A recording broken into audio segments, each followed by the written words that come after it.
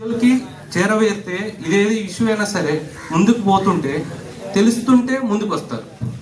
ఆ ఇంపార్టెన్స్తో మేము ఇక్కడికి రావడం జరిగింది సార్.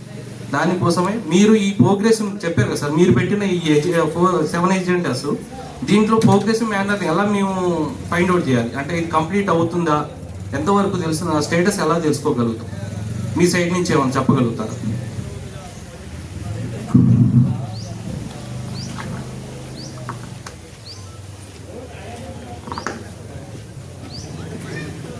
ఇప్పుడు శానిటేషన్ పారిశుద్ధ్యం గురించి అంటే మనకు మీ పాత్ర చాలా ఇంపార్టెంట్ అండి.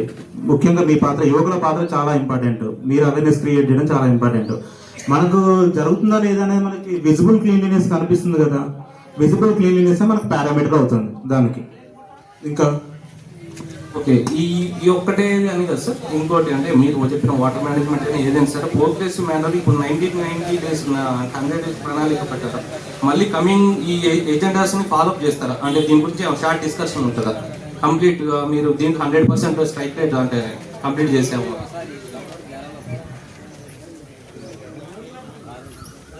మనకు పారిశుద్ధ్యం అంటే మనకు రెగ్యులర్గా రివ్యూ చేస్తారండి. పారిశుద్ధ్యం అని వాటర్ సప్లై కానీ మీకు రెగ్యులర్గా గ్రామ సభలో రివ్యూ చేస్తారు.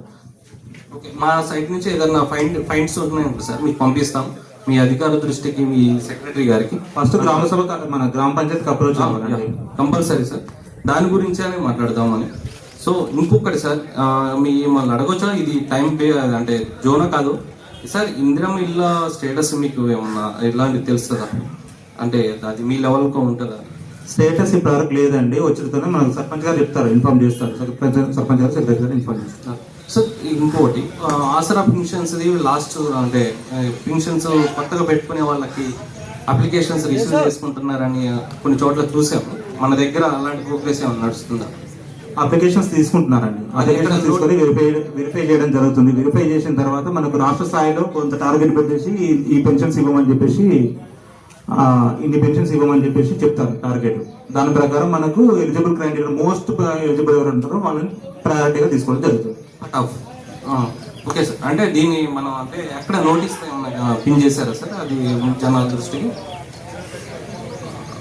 అదే సార్, అంటే ప్రజల దృష్టికి ఇది ఎట్లాంటి మేనర్ రాలేదు. నేను కొన్ని చోట్ల చూసాను కాబట్టి మిమ్మల్ని అడుగుతున్నాను. అంటే నోటీస్ బోర్డులో ఏమైనా నోటీస్ చేశారా మీ సెక్రటరీస్ కానీ ఇంకెవరన్నా? ఇన్ఫార్మ్ చేస్తారు కదా, ప్రజలకు ఇన్ఫార్మ్ చేస్తారు కదా. ఎక్కడ లేదు, ఎక్కడ సెక్రటరీ గారిని ఒకసారి హాస్పిటల్ ఆల్రెడీ 70 అప్లికేషన్స్ మన గ్రామ పంచాయతీలో వచ్చాయండి. ప్రాసెస్ నడుస్తుంది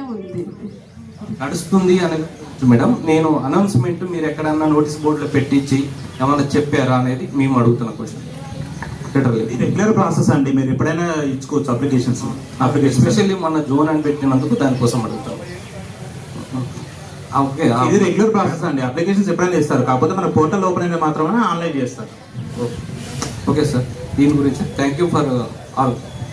థ్యాంక్ యూ సార్. ఒకటే రూరల్ ఎస్ఐ గారికి special thank you sir to awareness to the road accidents and drugs. Okay, thank you sir.